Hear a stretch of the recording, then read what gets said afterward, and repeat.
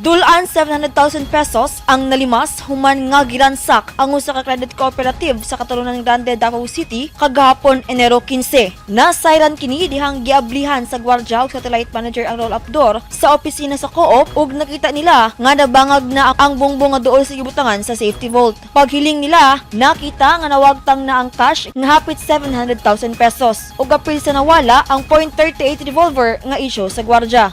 Kini siya mo ni gikuha kini.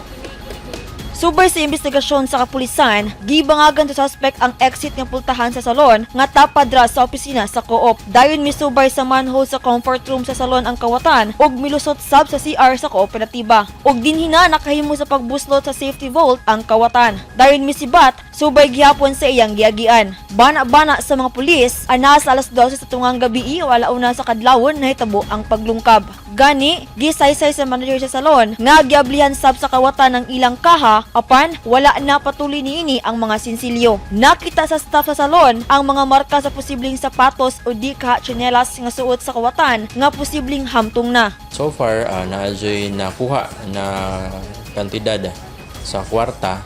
Ingon man ang service firearm sa to ang kulang po itong i-correct ang mga nanggawas karon na mga fake news, no? Kay tungod daw girakraka namatay da among guard, so dako ming buhi karon sa inyong atubangan or sa ato ang balita because kadlawon magud sa nahitabo man, so na safety gihapon ang to mga tao dari or mga empleyado nato. Sumala sa manager sa salon, ikaduhang higayon na nga gisulod sa kawatan ang ilang establishmento. Una ni atong tuig 2022 ug sa maging gabi apan napakyas ang kawatan kay walay nalimas. So karon ang kawatan ning balik diri na pod siya ni agi sa muang likod sa mong sira. Iyaha jud ang gibakbak, iyahang gilubag-lubag nga kanang unta. Ligon naman ta kay na pero ilaha pa jung nalubag kay tungod daag gyud sila dala nga mga hinagiban nga para gyud diha.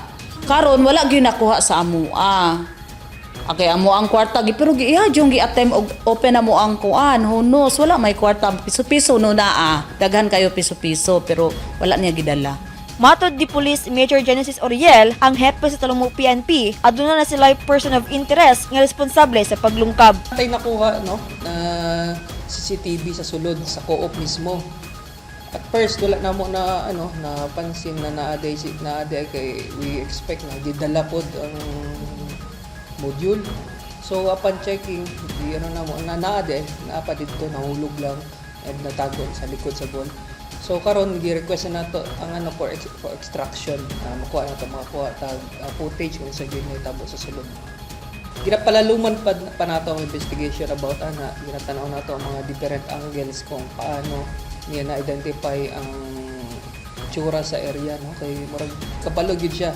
Okay, hindi basta-basta. Nagtuo ang kapulisan nga planado ang paglungkab kay swito ang kawatan sa iyang agianan.